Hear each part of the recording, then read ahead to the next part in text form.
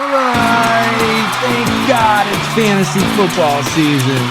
I'm Buster Brown, and the show is Redemption Rehab. If you tuned in today, it's for one reason. It's to start winning championships in fantasy football. Today, we're talking about my top picks on the weekly waiver wire that'll help you get the job done.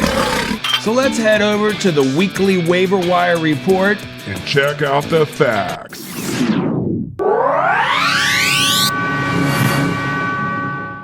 All right, week one of the NFL season is over.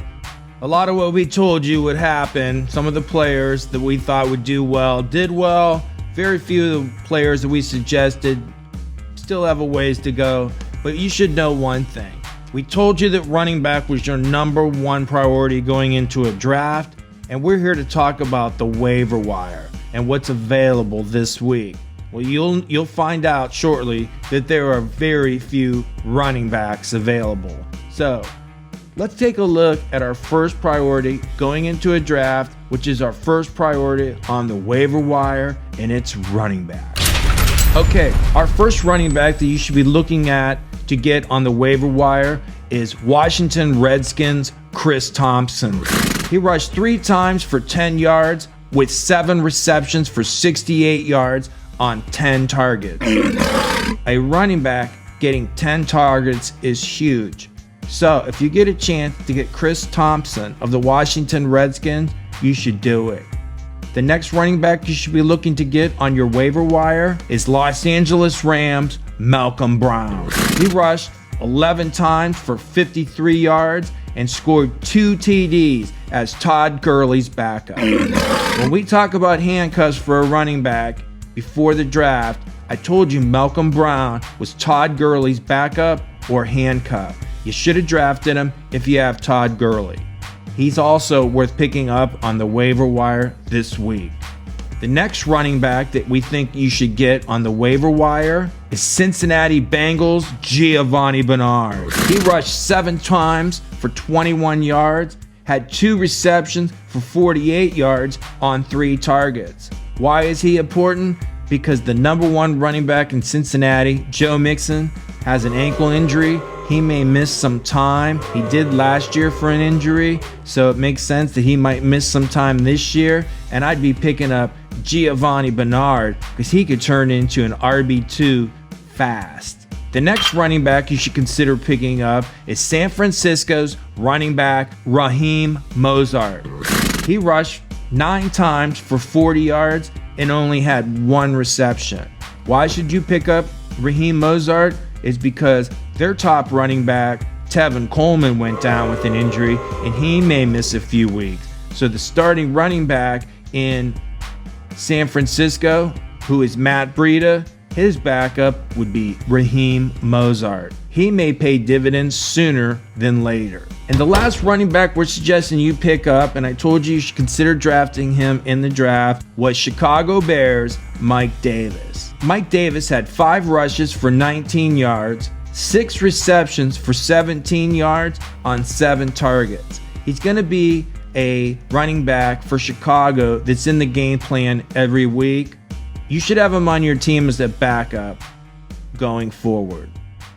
Here are some sleeper picks that I think you can pick up that may pay dividends later in your season. Darren Sproles of the Philadelphia Eagles, Rex Burkhardt of the New England Patriots, Dare Ogunbowale of the Tampa Bay Buccaneers, Justin Jackson of the Los Angeles Chargers, Gus Edwards of the Baltimore Ravens, Alexander Mattison of the Minnesota Vikings, and keep your eye on the Joe Mixon situation because his backups to Giovanni Bernard are Travion Williams and Samarji Perrin. And the other thing you should keep an eye on is Darius Geis. If he goes down, then his backup, who is Adrian Peterson and Chris Thompson, you may want to keep an eye on Wendell Smallwood. He could see some time at running back for the Washington Redskins. When we come back, we're going to dive into our second priority going into a draft and on our waiver wire, wide receiver. Our top player that we think you should get on the waiver wire is John Brown of the Buffalo Bills. He had 1 TD on 7 receptions for 123 yards on 10 targets. Look, he's going to be a big-time player for Buffalo. If he's on your waiver wire, go get him. The next wide receiver we think you should get is the Baltimore Ravens' Marquise Brown. He had 2 TDs with 4 receptions, 147 yards on 5 targets. Look, he's a rookie. He's got soft tissue issues, so don't expect this from him every week. If you need a guy at receiver that you could plug in case maybe you have an injury or a bye week, this is a guy. Try not to spend too much money because somebody will, but I'll tell you what, they call him Hollywood for a reason, and he produced week 1 in the NFL. The next wide receiver we like is Jamison Crowder of the New York Jets. He had 14 receptions for 99 yards on 17 targets. Look, for a receiver to get 17 targets is huge. They built their game plan around a handful of players in New York. It's Jamison Crowder, Le'Veon Bell, and probably Robbie Anderson. And when Chris Herndon comes back after suspension, you can include him as somebody I'm trying to get on the waiver wire. The next receiver we're talking about here on the waiver wire is the Washington Redskins' Terry McLaurin. He's from Ohio State. He had 1 TD with 5 receptions for 125 yards on 7 targets. Look, the kid's a speed burner, and he does catch a lot of passes. He had 7 targets. What wide receiver in Washington's going to be better than him? I suggest you get a chance, you go out and get Terry McLaurin of the Washington Redskins. The next wide receiver I think you should go out and get is the Cincinnati Bengals' John Ross. He had 2 TDs with 7 receptions for 158 yards on 12 targets. Look, as long as AJ Green's out, this kid's gonna produce, and he may be good for another month. He has had some injury histories, but I'll tell you what, he had 12 targets in that game, and he looked good against a weak secondary for the Seattle Seahawks. The next wide receiver I think you should go out and get is the Detroit Lions' Danny Amendola. He had 1 TD with 7 receptions for 104 yards on 13 targets. Look, Matthew Stafford finally got himself a possession receiver. They like to run the ball in Detroit. They like to throw the ball to their tight end, TJ Hawkinson, and they like their possession receiver, Danny Amendola. If you want a wide receiver you can count on every week, it's Danny Amendola for the Detroit Lions. The next wide receiver I'm going to give you is the Arizona Cardinals' Keyshawn Johnson. I recognize the name, but he's a rookie, and he is a good player that's getting a ton of targets. Let me give you some sleeper wide receivers you should be considering this week. A.J. Brown from the Tennessee Titans, DJ Chark from the Jacksonville Jaguars, DK Metcalf from the Seattle Seahawks, Randall Cobb from the Dallas Cowboys, Chris Connolly from the Jacksonville Jaguars, and Kenny Stills of the Houston Texans are all top sleeper picks you should be considering this week on the waiver wire. Okay, heading into the draft, we told you tight ends were going to be few and far between to find on the waiver wire. But if you're lucky and you can get a player like Detroit Lions' TJ Hawkinson, who had 1 TD with 6 receptions for 131 yards on 9 targets, you find yourself fortunate, because I went after him in every league and I had trouble getting him. So if he's available on your waiver wire, you better take advantage of him and scoop him up fast. The next tight end we want you to go after is Darren Waller of the Oakland Raiders. On Monday night, he had 7 receptions for 70 yards. There's a good chance he might be available on your waiver wire, and you should go in there and scoop him up as fast as you can, because if he stays healthy, he's going to have a big year for the Oakland Raiders.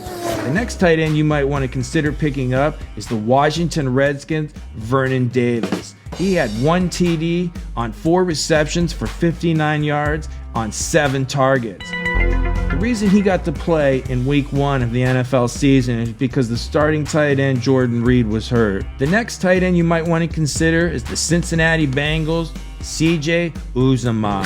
Him and Tyler Eifert are the tight ends for the Cincinnati Bengals. But CJ Uzomah had 4 receptions for 66 yards on 5 targets. I think he could be in line for a breakout season. I've got him on a lot of teams, and I think maybe you should consider picking him up before week 2 of the NFL season. Let me give you some sleeper picks that might help you, and they might produce for you on a weekly basis, or if you have an injury or a bye week in 2019.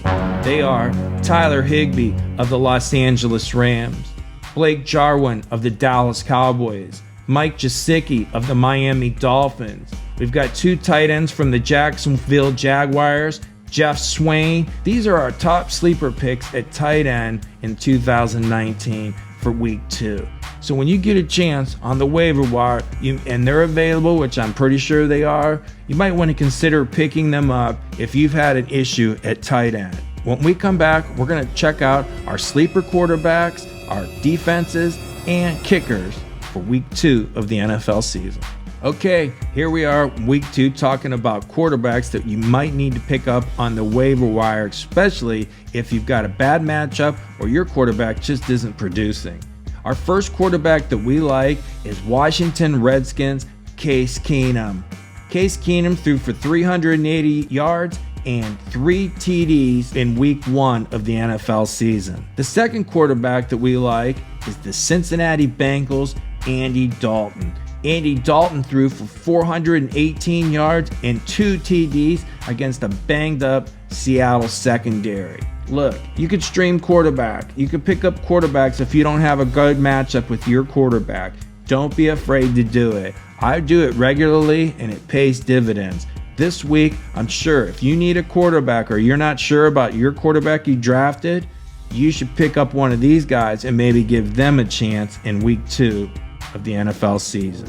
When we come back, we're going to talk about defenses and kickers that you should be considering picking up on the waiver wire in week 2 of the NFL season. The best defense I could suggest you pick up in week 2 of the NFL season is the New England Patriots. They're playing in Miami against the Miami Dolphins. Look, I'm not sure Miami's going to win a game this year, and I think New England, who made Pittsburgh look bad, is going to make the Miami Dolphins look even worse. So if you get a chance to pick up the New England Patriots this week, you should go get them.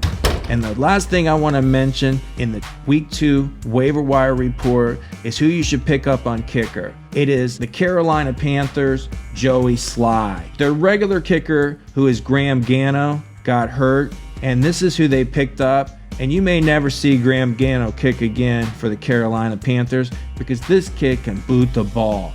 His name is Joey Sly, and I'm telling you right now, if you could go out and get him and use him as your kicker, as a sleeper pick, I think you should, because I'm pretty sure he's on the waiver wire in every league. I'm Buster Brown. The show's Redemption Rehab. Good luck.